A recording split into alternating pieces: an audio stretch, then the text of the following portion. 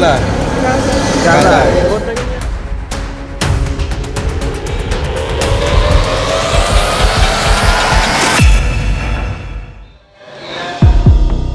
আদালতে মামলা জট ও বিচারে দীর্ঘসূত্রিতার সুযোগ নিয়ে একাধিক মামলার আসামি হওয়া সত্ত্বেও পার পেয়ে যাচ্ছে অবৈধ মাদক কারবারি। কৌশল হিসেবে নিম্ন আয়ের নারীদের মাদক পাচারে সম্পৃক্ততা বাড়ছে দিন দিন। সীমান্ত এলাকার জেলাগুলোতে বিশেষ ট্রাইব্যুনাল গঠন করে মাদক মামলার আসামিদের বিচার নিশ্চিত করা গেলে মাদক বাণিজ্যের প্রকোপ কমে আসবে বলে মতামত বিশেষজ্ঞদের। কুমিল্লার সীমান্ত হয়ে দেশের বিভিন্ন এলাকায় পাচার হয় মদ, গাঁজা, ইয়াবা সহ ভারত থেকে আসা বিভিন্ন মাদকদ্রব্য। কক্সবাজার টেকনাফ থেকে আসা মাদকের ট্রানজিট রুট হিসেবেও ব্যবহার হয় ঢাকা-চট্টগ্রাম মহাসড়কের কুমিল্লা অংশ। এই রুট হয়ে সারা দেশে বেচাকেনা হয় মাদক।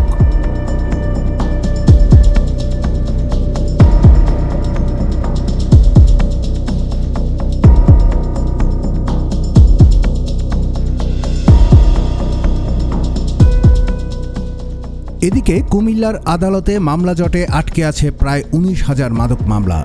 এর প্রায় সবই পুলিশের তদন্তাধীন। এসব মামলা দ্রুত নিষ্পত্তি এবং আসামিদের বিচার নিশ্চিত না হওয়াকে মাদক ব্যবসা বৃদ্ধির অন্যতম কারণ বলে মনে করেন সাধারণ মানুষ।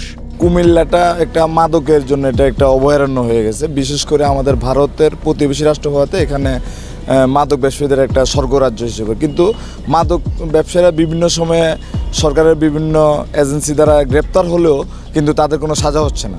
তারা আবার 1 মাস 2 মাস পরে তারা আবার জামিন নিয়ে বেরিয়ে এসে আবার সেই মামলায় জামিনে আবার তারা মাদক ব্যবসায় পুনরায় জড়িত হচ্ছে। কিন্তু তাদের সাজা হলে, শাস্তি হলে হয়তো এই ব্যবসা থেকে তারা ফিরে আসতো। যারা বিক্রেতা তারা আরও তাদের নামে কয়েকটা 10, 20, 25টার মতো মামলা তাদের ঝুলে আছে।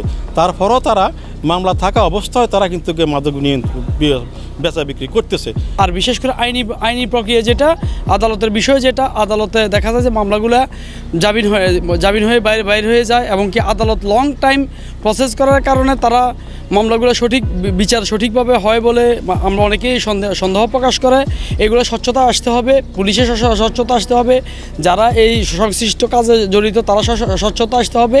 বিশেষ করে যারা মাদক নিয়ন্ত্রণের সাথে যেসব প্রশাসনগুলো জড়িত তারা বিশেষ করে অগ্রণী ভূমিকা পালন করতে হবে। মাদক পাচার ও ব্যবসায় নিম্ন আয়ের নারীদের জড়িয়ে পড়ার হার উদ্বেগজনক হারে বাড়ছে বলে জানিয়েছে মাদক রোধে কাজ করা বিভিন্ন সংস্থা। আটক নারীদের বেশিরভাগই তরুণী এবং মধ্যবয়সী। বেশি উপার্জনের লোভ দেখিয়ে নিম্ন মধ্যবিত্ত ও দরিদ্র পরিবারের নারীদের দিয়ে মাদক পরিবহন করানো হচ্ছে।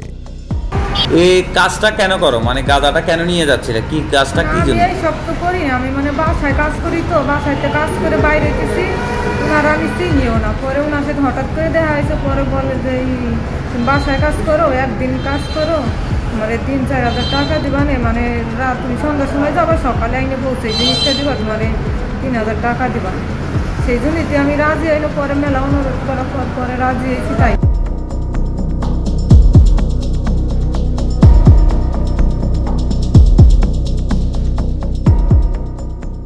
সাধারণত পুলিশ, বিজিবি, র্যাব, মাদকদ্রব্য নিয়ন্ত্রণ অধিদপ্তর মাদক পাচার রোধে বিভিন্ন সময় নিয়মিত অভিযান পরিচালনা করেন। সাম্প্রতিক সময়ে মাদক বিরোধী অভিযানে সেনাবাহিনীও সহযোগিতা করছে পুলিশ ও মাদকদ্রব্য নিয়ন্ত্রণ অধিদপ্তরকে। গত 1 বছরে কুমিল্লা জেলায় মাদক পাচার ও বিক্রির অভিযোগে পুলিশ ও মাদক নিয়ন্ত্রণ অধিদপ্তরের হাতে গ্রেফতার হয়েছে 2 শতাধিক নারী, যাদের বেশিরভাগই দরিদ্র পরিবারের সদস্য। তো তার মধ্যে দেখা গেল যে তারা এটা কৌশল হিসেবে নিয়েছে। কিছু উত্তীবয়সের মেয়ে, বাচ্চা মেয়ে অথবা মহিলা, তার পুরুষ যারা আছে তাদের কৌশল হিসেবে তারা এই নারীদের ব্যবহার করতেছেন। এবং এই নারীগুলো কিন্তু কুমিল্লার না, কিছু কুমিল্লা নারী, এবং বিশেষ করে বিভিন্ন জেলা থেকে তারা এসে তারা ক্যারিয়ার হিসেবে বহন করে ঢাকাতে নিয়ে যায়।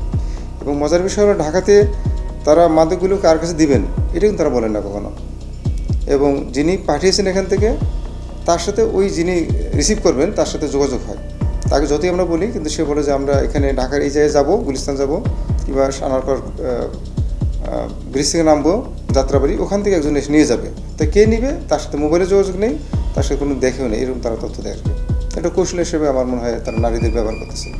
আসলে কুমিল্লা শহরে আপনারা জানেন যে 5টি থানার সাথে 105 কিলোমিটার ইন্ডিয়ার বর্ডার রয়েছে, এবং এই 105 কিলোমিটারের কিছু কিছু জায়গায় কাঁটাতারের বেড়া আছে, কিছু কিছু জায়গায় আবার উন্মুক্ত আছে।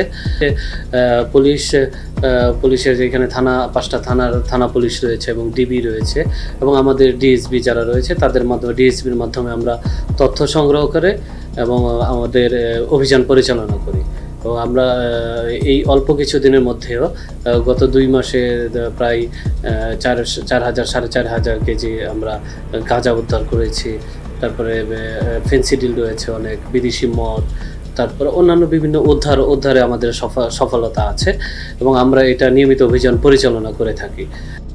এদিকে পুলিশি তদন্তে গাফিলতির কারণে আদালতে মামলা জট মাদক ব্যবসায়ীদের পার পাইয়ে দেয় বলে দাবি আইনজীবীদের। সীমান্ত এলাকার জেলা হিসেবে কুমিল্লার আদালতে আলাদা ট্রাইব্যুনাল গঠন করে কিংবা তদন্তকারী সংস্থার সক্রিয়তা বাড়ানো গেলে এসব মামলা জট থেকে দ্রুত মুক্তি পাওয়া সম্ভব বলে মনে করেন কুমিল্লা আদালতের সরকারি কৌঁসুলি। মাদক মামলা ট্রায়াল করতে গিয়ে আমরা যেটা দেখেছি সেটা হচ্ছে তদন্তে যথেষ্ট গাফিলতি আছে। পুলিশের তদন্তে যথেষ্ট গাফিলতি আমরা লক্ষ্য করি। সেই গাফিলতিগুলোর কারণেও কিন্তু আসামিরা পার পেয়ে যায়। আর এই মোকদ্দমা আমাদের এটা বর্ডার বেল্ট এরিয়া, এখানে মাদক প্রবণ এরিয়া। বর্ডার বেল্ট এরিয়ায় মাদকের মামলা যে পরিমাণে হচ্ছে, ডিসপোজাল তার চেয়ে কম হচ্ছে, ফলে দিন দিন মাদকের মামলা বাড়ছে। নিষ্পত্তির জন্য আমাদের সুস্পষ্ট সাজেশন হচ্ছে মাদকের জন্য একটা ট্রাইব্যুনাল গঠন করা, মাদকের মামলা বিচারের জন্য। যদি আমরা ওই রাষ্ট্র থেকে ক্লোজ পিটিশন দিয়ে মামলা শেষ করি তাহলে দেখা দেবো যে অনেক মামলা শেষ করা যাবে, কিন্তু ন্যায় বিচার তো আর হইল না। আমাদের কাজটা কি, to ensure the legal justice. Legal justice করতে গিয়ে সেক্ষেত্রে আমরা দেখা যাইতেছে যে শুধু এই রাষ্ট্রের সাক্ষীর অভাবে আমাদের মাদকের মামলা অনেক ঝুলে গেছে, ম্যাক্সিমাম কেস। এবং আমরা গত মিটিংও আমরা এটা তাকাতে দিয়েছি। এসপি সাহেব, ডিসি সাহেবকে বলা হয়েছে, লোকাল অ্যাডমিনিস্ট্রেশনকে বলা হয়েছে, পিপি সাহেবও চিত্র দেখাইলেন।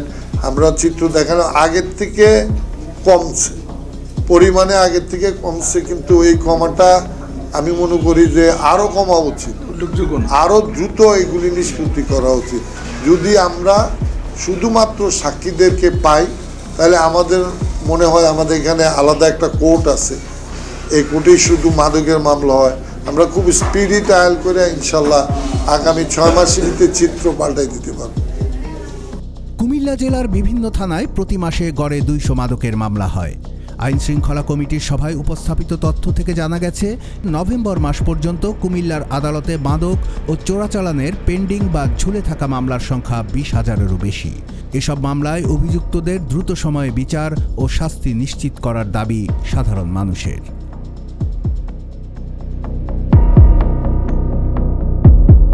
কুমিল্লার কাগজ, নিউজ ডেস্ক।